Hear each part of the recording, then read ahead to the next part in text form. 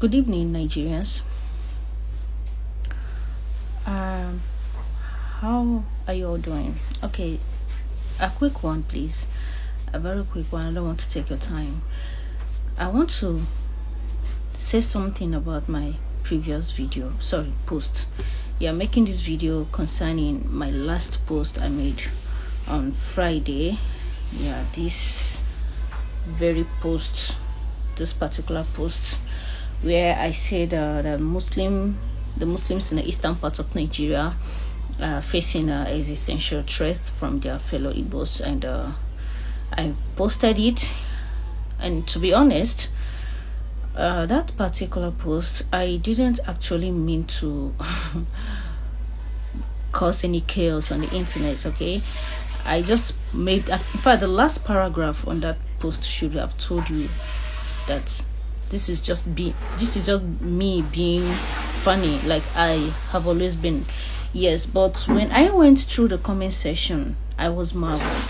Yes, I was marveled. I didn't expect what I saw there, and because of that, I decided to come and make this video. I want to clear the air. Initially, I didn't want to make this video, right? In fact, I've been on an 8-hour journey. Yeah, 8-hour journey. I've been on the road. I got back not long ago, and I don't know, because of the filter, maybe you will not see my eye very well, but to be honest, I'm sleepy.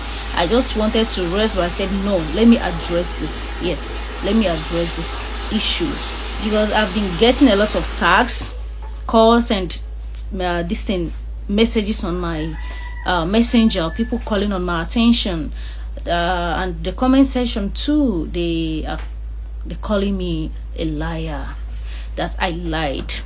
Okay, now this is me being clearer. Okay, that post I made, for your information, it's not a lie, it's the truth. I was just being factual. I didn't know it would escalate to this issue. I didn't know, but I'm happy it got to this point. Yes, someone called me yesterday and told me that, Basira, I saw your post on X, that is, what's it called, Twitter. Your post is trending on Twitter. I was like, which of my posts? Because I just posted that video and I traveled. Sorry, that post, that picture, the write-up, I posted it and I traveled. I did not even have time to go back and read comments and all that, not until yesterday night. Okay, yesterday night I said, okay, it's been a while, let me just go through my comment section, and wow, you guys surprised me.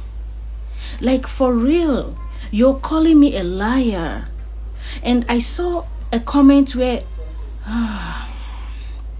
okay guys, now the thing is this: 2020, a masjid was burnt in Osaka. Not just one masjid. First, they first burnt a masjid in Enugu Ezike. Yes, unknown gunmen burnt a masjid in Enugu Ezike. Luckily, nobody was hurt. It was just only the mosques that got burnt. Not long ago, another masjid, which is supposed to, in fact, it says the current Nsukka Central Mosque, located at Old Army Barracks, got burnt by angry mobs. They burnt down the masjid. Before that particular central mosque, there's this masjid at the barracks junction. They call the masjid Yoruba Mosque. That particular masjid too was burnt. Within that period of time, a masjid was burnt in Imo State, Olu to be precise, and some worshippers lost their lives in the process. A masjid was burnt, including some worshippers in the masjid, but the media was quiet. I mean, nobody spoke about it. Okay, the one that happened in Osaka, my state, Enugu State, my state, and my local government, the then governor of Enugu State, former governor Ifeanyi Ugwuanyi, hurriedly fixed the masjid. He renovated the masjid. I'll put the picture. For those gullible people that called me a liar, you're in Arana Apoge. Isbisi adirogima. for you to call me a liar. And you, I don't want to call your name, but you know yourself. You went to the extent of saying that I am disastrous, that I am evil, I am this and I am that. Listen, young man, with all due respect, Ishigba Waga, to call me that name over something you have no knowledge of, over something you lack absolute knowledge about, you are absolutely insane. You're mad. Wait a minute. Is it because we are keeping quiet? Oh, do you guys now want us to come out and escalate the whole issue on the media? Do you even know the threat we face on a daily as Igbo Muslims? Do you know how many times they have threatened to bring down this my Facebook account and even my TikTok account? Have you asked yourself why I minimized my posts? Before I do make a video discussing about the challenges the Eastern Muslims are facing, at least twice in a month. But it's been over 6 months since I made that video. Do you know why? Because I was asked to stop making that video, else they'll take down my TikTok account. Now in my TikTok, I have about 73,000 followers. My Facebook, I have about 42,000 followers. And now they're threatening to take down my 2 accounts if I don't stop posting anything that has to do with Islam in East. Oh, that apart.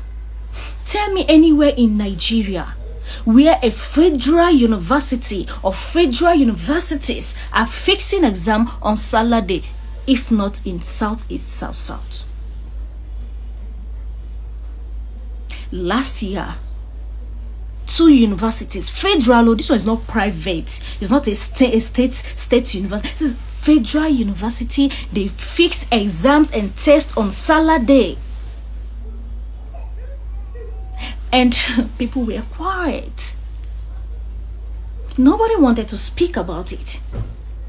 But I said no, because my younger sister was involved.